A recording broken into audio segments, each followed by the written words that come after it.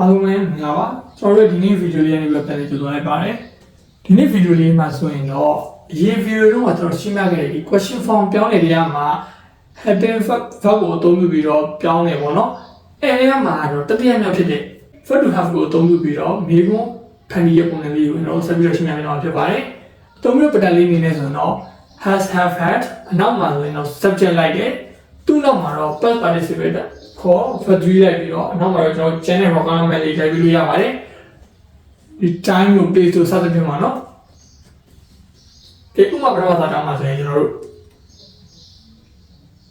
what do have ရဲ့ present tense နေရာမှာ singular noun အနေနဲ့တွဲသုံးတယ် has he done what he needs to do သူလုပ်ဖို့လိုတဲ့အရာကိုလုပ်ပြီးပြီလား okay ဒီကတော့ကျွန်တော်မှာ yes နဲ့ပြန်ပြထားတယ် yes he has done what he needs to do ဒါတော့ကျွန်တော်မိကုန်းပြန်သွားတယ်ပေါ့နော် okay ပုံမှန်အပြင်ဆိုရင်ကျွန်တော်အရှိဒီမိကုန်းတွေကိုပြန်ပြကြတဲ့ခါမျိုးမှာဆိုရင်ပြောခဲ့ပူပါတယ်စကားပြောတဲ့ခါမျိုးတွေမှာဆိုရင်ဒီနောက်မှာလည်းပြန်မှုရမလို့ပါပုံမှန်ကျွန်တော်ဒီဖေးကြတဲ့ပုံစံဆိုတော့၃မျိုးရှိရပါတော့ yes he has done or yes he has ဒါအရေးဆုံးတော့ no he hasn't okay ကျွန်တော်ဒီမှာစကားလေးပြပြရတယ်ဘာလို့ပြတာလဲဆိုတော့ဒီ apostrophe ကို apostrophe ဆိုတဲ့တင်ကြတာလို့တွဲသုံးတဲ့အခါမျိုးမှာဆိုရင်အနောက်မှာကျွန်တော်တို့ဒီ past participle ကို try ကိုလည်းပေးရပါတယ်ဒီမှာဆိုတော့ကျွန်တော် yes he has done ပဲဖြစ်ဖြစ် yes he has ပဲဖြစ်ဖြစ်ရှားပေမဲ့ apostrophe ကိုတွဲသုံးလိုက်တဲ့အခါမျိုးမှာဆိုတော့ yes he ဆိုပြီးတော့ကျွန်တော်ရှာလိုက်နေရပါဘူး yes he's done ဟုတ်တယ် to be အဲ့လိုမျိုးနောက်ကနေပြီးတော့ past participle ကိုမပါမဖြစ်ထည့်ပေးရမယ်ဒါတော့ဒီလိုဖြေတဲ့အခါမျိုးမှာပါနောက်တစ်ခုအနေနဲ့ဆိုရင်တော့ဒီမှာ present tense ရမှာ plural noun နဲ့တွဲသုံးတဲ့ have you eaten မစားပြီလား okay ဒီစားကြောင့်ကျွန်တော် no နဲ့ဖြေမယ် no I haven't မစားဘူး okay တော့ဒီစတားပြရတဲ့စာမျိုးကြည့်ရတာဒီမှာဆိုလည်းအလားတူပဲကျွန်တော်အပေါ်မှာပြောခဲ့သလိုမျိုးပဲပုံမှန်အပြင်ကျွန်တော်တို့ yes နဲ့ဖြေတဲ့ခါတွေမှာ yes I have ရှင်းပြရပြီဒါမှမဟုတ်နည်းနည်းပို့ပြီးရှင်းရင် yes I have eaten ဟုတ်တယ်ငါစားပြီဒီစကားပြရတဲ့နေရာမှာလိုမျိုးပဲ apostrophe ဆိုတဲ့စကားလုံးကိုတုံးလိုက်တဲ့အခါမျိုးမှာဆိုရင်တေချာဘောကိုကျွန်တော်တို့အနောက်ကအနည်းဆုံးမလိုက်ဘူးဆိုတော့ past participle ကိုလိုက်ဝင်လိုက်ပြရ yes I've eaten ဒါစကားပြောတဲ့အခါမျိုးမှာအဲ့လိုပဲခုနပြောသလို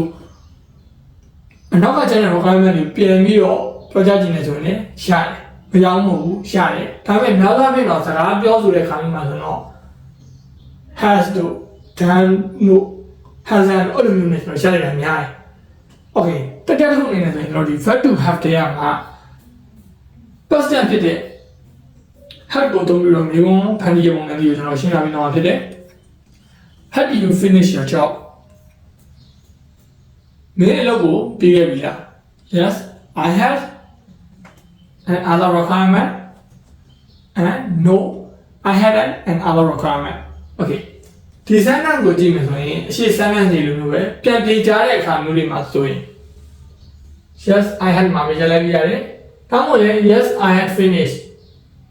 ဒါမှမဟုတ်ကိုယ်ကနည်းနည်းစာကြောင်းလေးရှင်းရင်လို့ပြန်ပြောတဲ့အခါမျိုးမှာနည်းနည်းတန်ခါပိုင်းကိုလေးခံနေလူမျိုးဖြစ်လို့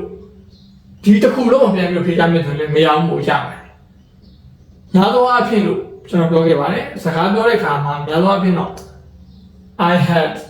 had finished ဒီကျွန်တော် past participle အလုံးစုံ past participle လောက်ထိပဲအများစုပဲဖြေကြရမှာပါတယ်။ဒီ sentence မှာဆိုလည်းအဲ့လိုပဲကျွန်တော်များသောအားဖြင့်ဒီစာဖြေရဲ့အခါမျိုးမှာဒီကတော့ကျွန်တော်မရေးပြီးတော့ဆိုဘာဖြစ်လဲဆိုတော့ဒီလိုမျိုး had ကိုကျွန်တော်ပြပြရခါမှာဆိုရင်မှာ I apostrophe အနောက်မှာ d ဆိုတဲ့စကားလုံးလေးလိုက်ပြီးတော့ yes I'd အဲ့ဒါကြောင့်ကျွန်တော်ဘာလို့သားတူလဲဆိုတော့နောက်တော့ I would ဆိုတဲ့စကားလုံးနဲ့တော့ပြီးတူနေတဲ့အတွက်ကျွန်တော်မေးပေးတာဖြစ်ပါတယ် okay ကျွန်တော်အရင်ဆုံးအနေနဲ့ဒီ sentence 3ခုကိုတော့ကျွန်တော်ကြည့်မယ်အရှိကျွန်တော်ဒီ tense နဲ့မျိုးတင်တဲ့ video လုံးကဆိုရင်ကျွန်တော် data လေးရှင်းပြခဲ့တယ်ဒီ grammar ကိုအသုံးပြုတဲ့အခါမျိုးတွေမှာဒီ have ကိုတွဲပြီးတော့သုံးတဲ့အခါမျိုးတွေမှာဆိုရင်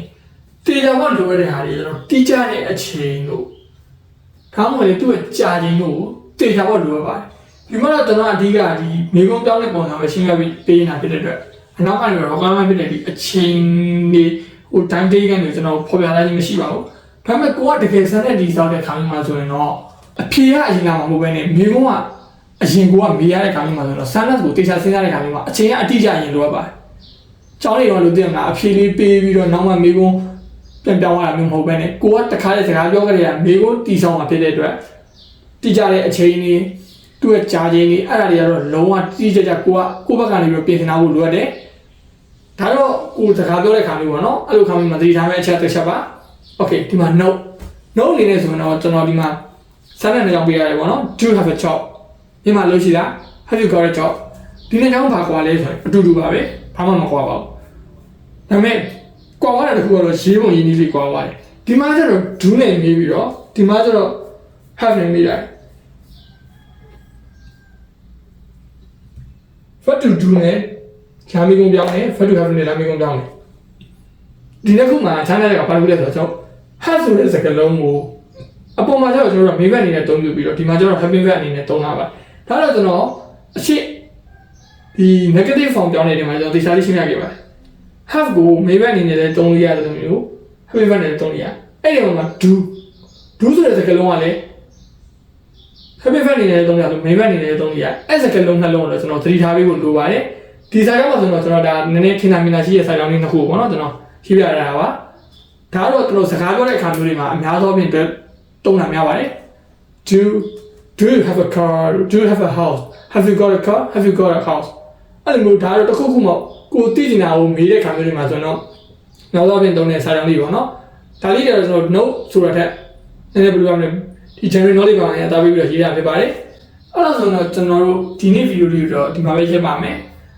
ဒီနေ့ဗီဒီယိုနဲ့ပတ်သက်ပြီးရှင်းပြခဲ့တဲ့အချက်လေးတွေလည်းကောင်းကောင်းနားလည်လိမ့်မယ်လို့တော့ပြောလိုက်ပါတယ်အားလုံးပဲနောက်ဗီဒီယိုလေးမှာတွေ့ကြပါမယ်ဘိုင်ဘိုင်ပါ